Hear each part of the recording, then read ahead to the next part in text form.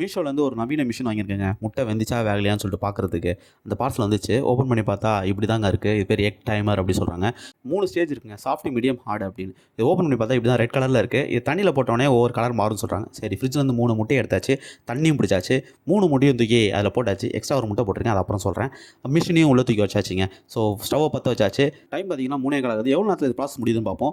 இப்போ பார்த்தீங்கன்னா சாஃப்ட்டுக்கு வந்துருச்சு, ஒரு முட்டையை தூக்கிட்டேன். இப்போ மீடியம் வந்துச்சு, இன்னொரு முட்டையை தூக்கிட்டேன். இப்போ ரொம்ப நேரம் கழிச்சு பார்த்தீங்கன்னா ஹார்டு வந்துருச்சு. அதுலேயும் ஒரு முட்டையை தூக்கிட்டேங்க. மொத்தமாக எடுத்துக்கிற டைம் 10 நிமிஷங்க. இப்போ முட்டையை உடச்சு பார்க்கலாம். சாஃப்ட் முட்டையை உடச்சு பார்த்தோன்னே ஃபுல்லாக உள்ள தண்ணியாக தாங்க இருந்துச்சு. கொல கொலன்னு இருந்துச்சு. முட்டை சுத்தமாக வேகலை, கொஞ்சம் தான் வெந்துருந்துச்சு. சரி அடுத்து பார்த்தீங்கன்னா மீடியம் போனோம். மீடியம் போனதுக்கப்புறம் பார்த்தீங்கன்னா கிட்டத்தட்ட வெந்துருச்சுங்க.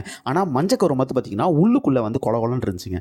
அதுக்கப்புறம் கடைசியில் ஹார்டுக்கு போனாங்க. முட்டையை உடச்சு பார்க்கும்போது பார்த்தீங்கன்னா பர்ஃபெக்டாக வெந்துருந்துச்சு. எங்கே அந்த கொல கொலன்னு வேகாம தன்மை அப்படிலாம் எதுவும் இல்லை, சூப்பராக வெந்துருந்துச்சுங்க. ஸோ இதுதான் அந்த முட்டை நல்லா வெந்திருக்கு. ஸோ கடைசியில் இந்த மிஷினை தூக்கி அப்படியே அடுப்புலேருந்து தூக்கி என்ன பண்ணோம், ஃப்ரீசருக்குள்ளே வச்சோம். ஃப்ரீசர்லேருந்து 10 நிமிஷம் கழிச்சு எடுத்து பார்த்தா திருப்பி அது பழைய நிலைமைக்கு வந்துருச்சு.